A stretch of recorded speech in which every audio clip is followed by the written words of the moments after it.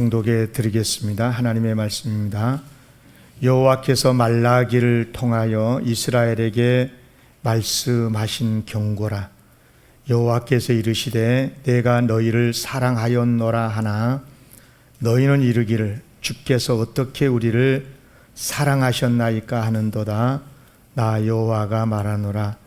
에서는 야곱의 형이 아니냐.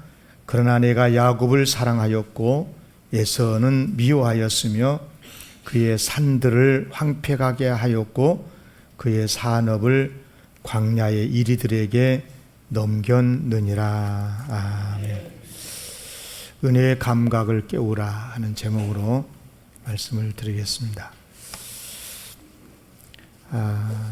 제가 어릴 적 초등학교 때였는데요. 이제 저희 고향이 섬이니까 요즘처럼 이렇게 이제 날씨가 덥고 그러면 거의 이제 바다에서 수영하고 이렇게 살았죠. 지냈죠. 근데 이제 친구들하고 수영도 하고 바닷가에서 이것저것 놀이도 하고 지내다가 그때 함께 있었던 친구 하나가 막 깨어진 병이었던 것 같아요. 병 조각에 찔려가지고 크게 상처를 입었습니다. 어린 나이에 깜짝 놀랐죠. 피도 많이 나고 뭐 섬에 그때 뭐 병원도 없고 뭐 꼬맬 만한 것도 없고 뭐 된장 발라갖고 그냥 싸매면 되는 그런 시절이었으니까요. 그래서 친구한테 피를 보고 놀래가지고 야, 안 아파? 안 아파? 응, 안 아파. 하나도 안 아파. 조금 피를 많이 흘리니까 무섭긴 한데 안 아프다는 거예요. 진짜 안 아파? 응, 안 아파. 그러더라고요. 그래서 이제 그런갑다 하고 이제 세월이 지났어요. 이제 동창이거든요. 친구라서 이제 언제 한번 이제 동창회 한다고 그래서 그 친구를 만났어요. 그 친구한테 물어봤어요. 그때 야, 초등학교 때 내가 병조각 찔렸는데 그때 진짜 안 아팠어? 응, 안 아팠대. 그럼 이리 와봐. 그래가지고 제가 확 볼을 확 꼬집었어요. 아야! 그러더라고요. 지금은 아파? 아프대요. 그래서 야, 하나님께서 너를 치료해 주셨나 보다. 내가 그랬어요. 통각상실증이라고 그런다더라고요.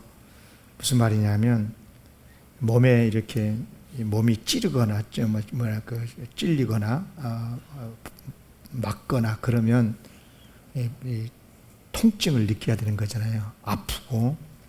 그런데 전혀 통증을 못 느끼는 병이 바로 통각상실증이라고 그래요. 감각이 없어진 거죠. 감각이 없는 거죠. 화상을 입었거나 또 못에 찔렸거나 그러면 이제 통증을 느껴야 되는데 통증을 못 느낀다. 여러분 이것은요 굉장히 위험한 병이라고 그래요. 그런데 이 몸만 그런 게 아니라 신체만 그런 게 아니라 우리의 영적 영혼도 마찬가지. 영적인 통각상실증이라 하는데요. 이 영적으로도 이런 증상이 있다는 거예요. 하나님이 지금 징계를 내리고 계시는데도 뭐 살다 보면 그런 거지 뭐 그러면서 징계를 느끼지를 못한. 반대로 또 하나님께서 극진히 사랑하고 계셔요. 정말 하나님께서 그를 귀하게 여기시고 지켜주시고 그런데도 전혀 그런 사실을 깨닫지를 못하는 거죠. 여러분 이것은요 신앙생활에 굉장히 위험한 신호입니다. 굉장히 위험한 신호죠. 오늘 본문에 보면 소위 그런 영적인 환자들이 나오는데 말라기 시대의 유대인들이 그랬어요. 아시다시피 말라기는 구약 성경의 가장 마지막 성경으로 나오잖아요. 아마 BC 516년경에 기록된 걸로 알고 있는데 이제 바벨론으로 끌려가서 70여 년 동안 포로 생활을 했고 나라 잃은 서름 속에서 말할 수 없는 고통 생활을 했지만 하나님의 은혜로 다시 이제 돌아오게 돼가지고 성전도 재건하고 성벽도 다시 쌓고 이제 이런 많은 우여곡절이 있었지만 그래도 하나님의 도우심 가운데 회복이 많이 됐어요. 이제 그때 하나님께서 이스라엘 백성에게 주신 말씀이거든요.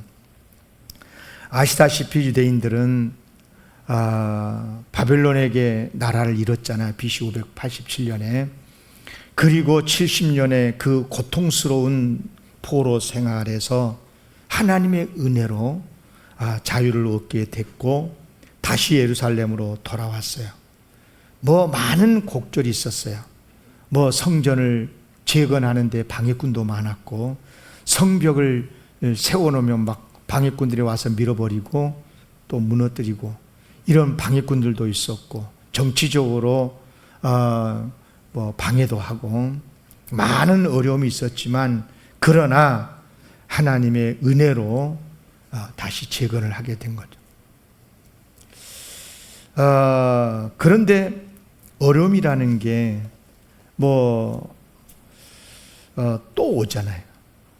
성전을 새롭게 재건을 했는데 이제 성벽도 다시 쌓고 했는데 극심한 기근이 오고 또 가뭄이 들고 농경사회에서 그러면 굉장히 경제적으로 어렵잖아요.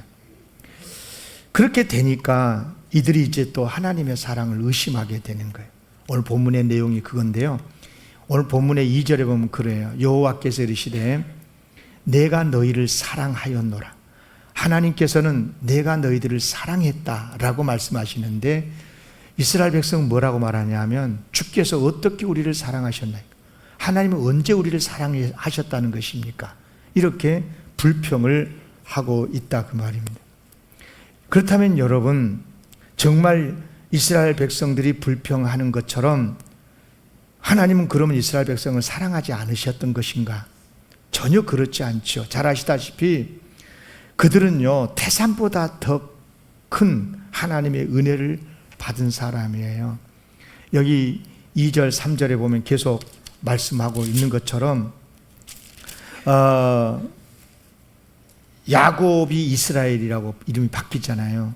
그런데 쌍둥이였잖아요, 에서하고. 그런데 에서를 하나님이 선택하지 않으시고 야곱을 선택하셔서 이스라엘로 바꾸시고 이스라엘 민족을 세우시고 나라까지 세우시지 않았습니까? 그런데 그들이 하나님께서 우리를 사랑하지 않았다고 하면 이거 기가 막힐 일 아니에요. 사실 오늘 본문 말씀만 보더라도 그 배경을 보면 당시 이스라엘 백성은 엄청난 하나님의 사랑을 받았거든요. 우선 바벨론 포로에서 귀환하는 은혜를 입었어요. 잘 아시겠지만 그들이 하나님의 백성이라고 그러면서도 우상 숭배를 하게 되고 하나님께 온갖 죄를 다 짓지 않았습니까?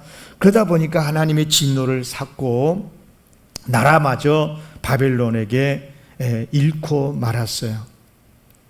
그런데 하나님께서 그들을 다시 회복시켜 주시잖아요. 하나님의 크신 능력으로 그들을 포로에서 다시 돌아오게 하셨고, 그리고 두 번째는 뭐냐면 무너진 예루살렘의 성전도 다시 재건하게 해주시고, 그리고 그들의 살아가는 삶의 터전인 성벽을 다시 세우게도 해주시고, 물론 이제 많은 어려움이 있었어요. 그렇지만 그러나 그때마다 하나님께서 예를 들어서 에스라, 느헤미야, 스가랴 이런 귀한 선지자들을 또 일꾼들을 지도자를 세워주셔가지고 끝내 그들이 다시 재건하게 해 주셨거든요. 근데 좀 농사가 어려워졌다고, 감임 좀 들었다고 해가지고 하나님을 원망하고, 언제 하나님 우리를 사랑했냐고, 어떻게 우리를 사랑하셨냐고 이렇게 불평하고 원망하면 우리 하나님 섭섭하지 않으시겠어요? 그런데 알고 보면은요, 소위 이런 무감각증이라고 그럴까요? 원망의 DNA라 그럴까요? 이거예요. 어느 날 갑자기 이스라엘 백성들에게 온 게 아니고 거슬러 올라가면 그들의 조상 때부터 그랬어요. 예, 살다가 좀 어려움이 오잖아요. 그러면 그때마다 그들은 하나님을 늘 원망했어요. 원망하는 것이 그냥 습관이에요. 습관. 예, 예. 특히 이제 그들의 하나님을 향한 원망을 보면 가장 아마 많이 나타났었던 때가 언제였냐 그러면 출애굽을 해가지고 광야를 지날 때가 아니었을까 싶은데요. 자, 그때 그들이 원망해가지고 많은 어려움을 당했는데 여기 봐보세요. 민수기 11장 4절 이하에 보면 읽어볼게요. 그들 중에 섞여 사는 다른 인종들, 이게 섞여 산 사람들이 항상 문제인데 그들이 탐욕을 품으니까 이스라엘 자손들도 울면서 뭐라 그러냐, 누가 우리에게 고기를 주어 먹게 하랴. 우리가 애굽에 있을 때는 값없이 생선, 오이, 참외, 부추, 파, 마늘들을 먹는 것이 생각나거늘 이제는 우리의 기력이 다하여 이 만나 외에는 보이는 것이 아무것도 없도다. 그들이 먹을 것을 가지고 원망을 한 거예요. 먹거리 때문에. 그러나 여러분, 그들의 원망을 가만히 주목해서 보면은요, 어이가 없어요. 여러분 생각해 보세요. 지금 그들이 지금 어디에 있어요? 그들의 삶의 자리가 어디예요? 광야잖아요.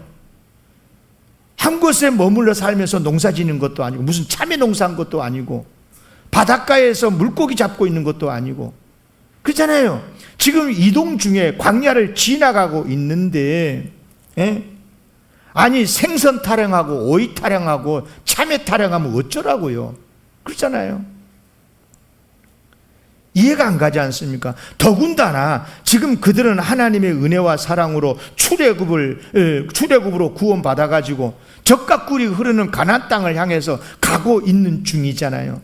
광야를 지나고 있어요. 물론 광야라고 하는 게 말 그대로 단어 그 의미가 나타난 것처럼 힘들고 어려웠을 거예요. 그러나 여러분, 원망도 나름이지 어떻게 광야 생활을 하면서 참외 타령하고 생선 타령하고 그러면 어쩌라고요? 여러분, 그들은 지금요, 지난 날의 역사를 거슬러 올라가 보면 430년 동안이나 정말 그들은 그 긴 세월 동안 애굽에서 사는데 대부분 다 노예 생활을 했거든. 여러분요, 그들은 매일같이 희망이 없는 노역을 해야 됐고요. 또 하나님, 그럼에도 불구하고 하나님은 그들을 민족으로 세우시기 위해서 번성의 은혜를 주셨잖아요. 네. 애굽에 내려갈 때는 겨우 75명 정도밖에 안 내려갔어요. 네. 그런데 10년, 100년, 200년 이렇게 세월이 지나면서 애굽 사람들은 자식들도 적게 나는데 노예 생활을 하면서 이스라엘 백성은, 히브리 민족은 자꾸만 식구들이 많아지고 민족이 커지게 되고, 이렇게 하니까 바로가 어떻게 했어요? 애굽의 바로 왕이 아들을 낳으면 강에 던져서 죽이는 이런 엄청난 지경까지 이르게 된 거죠. 그렇다고 해서 그들이 어떻게 그런 바로의 세력을, 왕의 세력을 무너뜨릴 수 있는, 대항할 수 있는 힘이 있는 것도 아니고, 무슨 비법이 있는 것도 아니고, 속수무책이었었어요. 근데 여러분 아시잖아요. 그런 그들이 마치 개선 장군이나 된 것처럼 어느 날 애굽 사람들에게 노예면서도 금은 보화 다 챙겨가지고 출애굽을 당당하게 하지 않습니까? 어떻게 된 겁니까?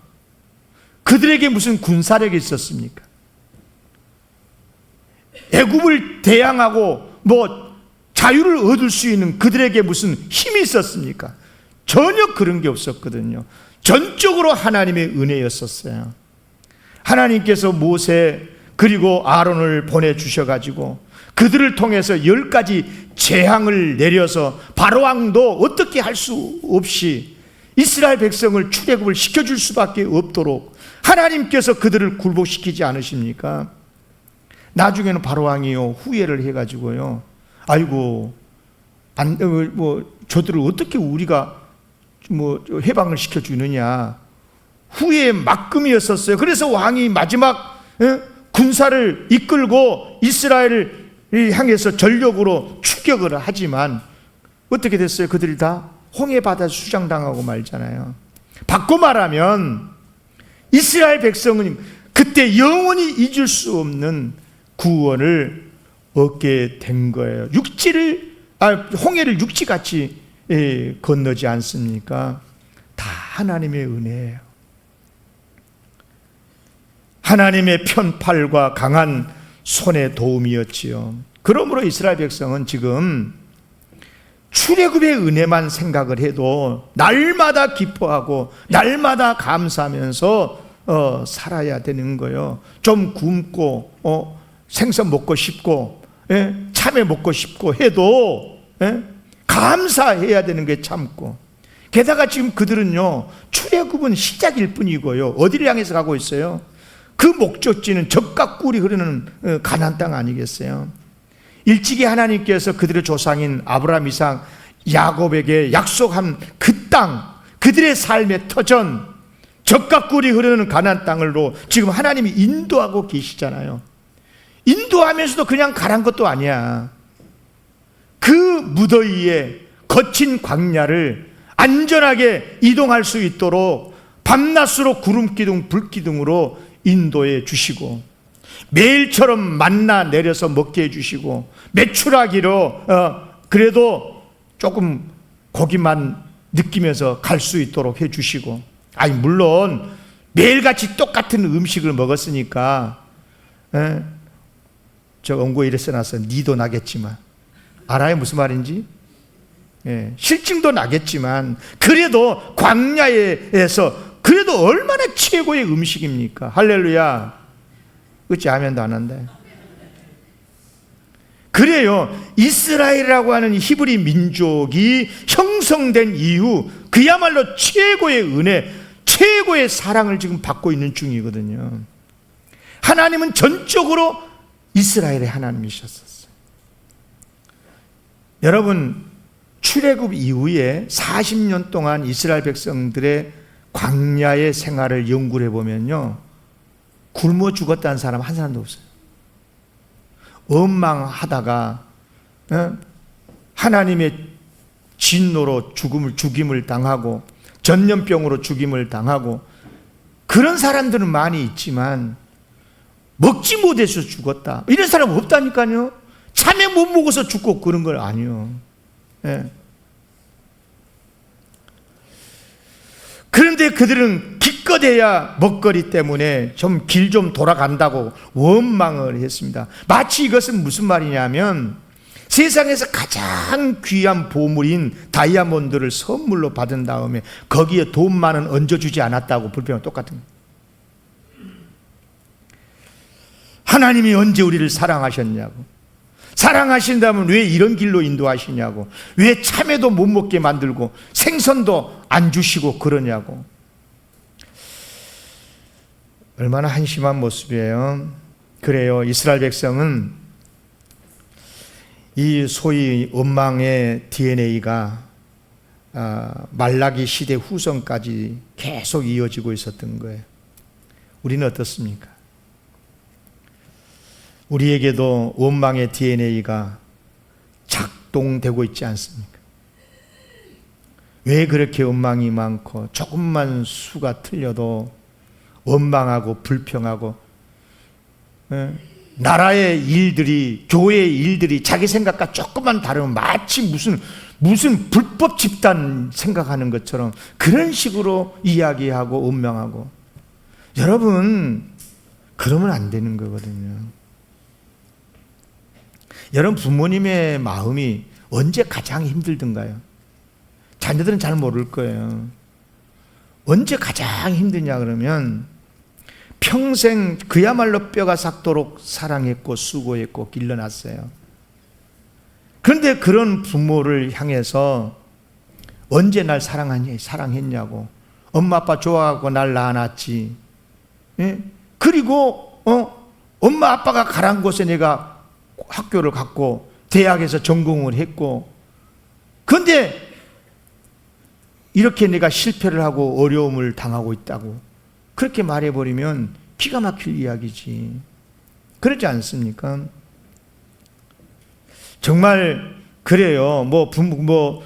자녀들이 형통하면 감사할 일이지만 그러지 못했었을 때 원래 나 적성은 이거였는데 엄마 아빠가 그 전공하라고 그래가지고 했다는 둥, 이런 식으로 말하면 마음이 갈갈이 찢어지는 거죠. 부모와 자식 간에만 그런 게 아니에요. 부부 사이도 마찬가지, 친구 사이도 마찬가지. 서로 간에 따지면서 당신이 언제 날 사랑했냐고, 언제 나를 도왔냐고, 네가 언제적부터 내 친구였느냐고 이렇게 해버리면 이게 정말 기가 막힐 일 아니겠어요? 오래전에 한 성도에게 이런 말을 들었어요. 목사님, 왜 하나님은 나만 이렇게 참 어렵게 만드실까요? 불행하게 만드실까요? 그래서 제가 깜짝 놀래가지고 물어봤어요. 왜요? 무슨 문제가 있습니까? 그랬더니 하는 말, 목사님도 알다시피 제가 6.25 전쟁 직후에 태어나지 않았습니까? 그때 얼마나 못 먹었는지 저 형제들이 많은데요, 제일 키가 적어요. 그래요. 그래서 제가 이렇게 말했습니다. 아니, 그때 나신 분들은 다 키가 적어요. 저도 적잖아요. 예. 다 영양 부족이었었고요. 그때 사진 보니까 팅팅 붓고요. 배만 나오고. 근데 키가 작아서 좋은 점도 있지 않았어요? 내가 그랬어요. 그냥 가만히 하다가 웃더라고요. 하기야, 키가 적어가지고 항상 교실 맨 앞에 앉았지요. 그래서 공부는 좀 했어요. 무슨 말인지 알아요, 지금요? 여러분, 우리는요, 그야말로 하나님 사랑으로 예수를 믿어서 구원을 받았고 지금 하나님의 자녀로 살고 있잖아요. 우리는 우리의 삶의 목적지를 정확하게 알고 살아요. 우리의 인생의 종점이 어딘지 정확하게 안다니까요. 그 나라, 그 하나님의 귀하신 영생복락의 나라를 향해서 우리는 오늘도 하루하루 살아가고 있는 거예요. 우리의 삶의 여정이 마치 이스라엘 광야처럼 좀 어려움도 있을 수 있고 그렇죠. 여러분, 이 예수 믿고 구원받아서 살아가는 거, 이거 아무나 받은 것 아니에요. 여러분, 믿음도요, 내가 믿고 싶으니까 믿은 줄 아십니까? 다른 사람은 믿음이 안 믿고 싶어서 안 믿는 줄 아세요? 착각의 것은요, 그렇지 않아요. 그들도 믿고 싶어. 그런데 안 믿어지니까 못 믿는 거예요. 우리는요, 내가 믿고 싶어서 믿었던 것 같죠? 아니요. 믿음조차도 하나님의 주시는 선물이라고 성경은 말씀해요. 너희는 그 은혜에 의하여 믿음으로 말미암아 구원을 받았는데 이것은 너희에게서 난, 믿음조차도 우리에게서 난 게 아니고 하나님의 선물이래요. 아멘. 얼마나 감사한가요? 얼마나 감사한가요? 여러분, 생각해 보면요, 세상에 태어나서 기쁜 일도 있고 슬픈 일도 있고 좋은 일도 있고, 그런데 아무리 생각해 봐도요, 한평생 태어나 살면서 가장 큰 복은요, 예수 믿고 구원받은 거예요. 천국 백성으로 살아간 거라니까요. 아니, 그런데 고작 조금 그런 거 이런 거 좀 일들 때문에 원망하고 불평했어야 되겠습니까? 축복합니다. 우리의 신앙이, 우리의 마음이 오늘 설교의 제목 말씀처럼 은혜의 감각이 회복되기를 바랍니다. 은혜의 마음이, 은혜의 감각이 다시 깨어나야 되는 거예요. 아멘. 예. 생각해 보면 우리는 이미 지금까지 하나님의 큰 사랑을 받고 살아왔을 뿐만 아니라 지금도 받고 있고요, 앞으로도 영원히 받게 될 줄로 믿습니다. 그렇습니다. 생각하면 생각할수록 얼마나 감사한지 몰라요. 세속의 나라, 애국 같은 이 악한 세상에서 정말 이 예수 그리스도의 은혜로 천국 백성이 되어서 죽음의 나라 사망 권세에서 구원을 받아서 1000명, 10,000명의 바로왕보다 더 무서운 사탄 세력으로부터 벗어나서 하나님의 자유인이 되어져서 자녀로 살아가고 있다는 것, 그것도 우리가 영원한 천국을 향해서 가고 있는 우리의 삶의 여정이 아무리 생각해봐도 감사하고, 오늘 여기서 내 생애가 맞춰지고 죽음이 온다 하더라도 얼마나 감사한 삶을 살아가고 있는지. 할렐루야. 그래요. 자신 있게 복되게 기쁨으로 살아가시기를 기원합니다. 다 하나님의 은혜예요. 하나님의 은혜. 네. 하나님의 선물이라니까요. 어느 것 하나 우리 능력으로 된 게 없어요. 정말이지 하나도 없어요. 우리가 죄와 사망과 사탄에서 놓인 것, 하나님의 자녀가 된 것, 천국 백성이 되어면서 살아가고 있는 것, 다 하나님, 무엇으로 이것을 비교할 수가 있겠어요? 그래서 성경은요 이렇게 말씀합니다. 이 모든 것들을 담아서 다 같이 요한복음 3장 16절 읽어볼까? 시작. 하나님이 세상을 이처럼 사랑하사 독생자를 주셨으니 이는 그를 믿는 자마다 멸망하지 않고 영생을 얻게 하려 하심이라. 아멘. 나의 신앙 고백이 돼야 될 줄로 믿습니다. 하나님은 세상을 이처럼, 하나님은 나라고 하는 인생을 이처럼 사랑하사 독생자를 보내주셨고, 그분을 믿음으로 영생을 얻고 천국에 가고, 할렐루야. 얼마나 감사하고 얼마나 감사한지 몰라요. 얼마 전에 제가 잘 아는 지인 장로님이 세상을 떠났어요. 이분이 오래전에 아프시다는 전가를 받고 제가 전화를 했어요. 저는 걱정이 돼서 위로를 하면서 장로님 힘내세요. 기도하겠습니다. 조심스럽게 이렇게 이야기를 했더니 하하하 웃으면서요. 네. 목사님 걱정하지 마세요. 제가 구원을 받았는데 하나님의 은혜로 천국 백성이 된 이까지 괜찮아요. 오늘 죽어도 괜찮대. 깜짝 놀랐어요. 그분은요 10대 어린 나이에 북에서 단신으로 내려와서 정말 많은 고생을 했던 사람이거든요. 그런데 예수를 믿은 다음부터 그분은 너무너무 행복하게 사셨어요. 그분의 지론이 있어. 지론이 구원을 받았는데 다른 것은 아무래도 좋다. 한번 따라 같이 읽어볼까요? 시작. 구원받았는데 다른 것은 이럴 수도 있고 저럴 수도 있고, 예? 아무래도 좀 괜찮다는 거예요. 좀 부자여도 좋고 안 부자여도 좋고, 좀 아플 수도 있는 거지 뭐. 이분에 의하면 죽을 수도 있는 거지 뭐. 구원받았는데 천국 백성이 됐는데 다른 것은 아무래도 좋대요. 예. 얼마나 귀한 삶의 철학입니까? 이런 신앙의 철학이 우리에게 분명히 있어야 될 줄로 믿습니다. 예, 어떤 경우에도요 우리 입 밖에서 나와서는 안 될 말이 있어요. 하나님 언제 날 사랑하셨다고요? 이런 말 하면 안 돼. 이렇게 고백해야 돼. 다 같이 시작. 하나님 아버지 감사할 뿐입니다. 다시 시작. 하나님 아버지 감사할 뿐입니다. 아멘. 그럼요. 요즘 날씨가 많이 덥지요. 열대야의 밤잠도 설치고, 그러니까 몸도 피곤하고 마음도 힘이 들고, 여러분 그래도 감사하십시다. 아멘. 아니 살고 있으니까 금년에 더위도 느끼고 살아.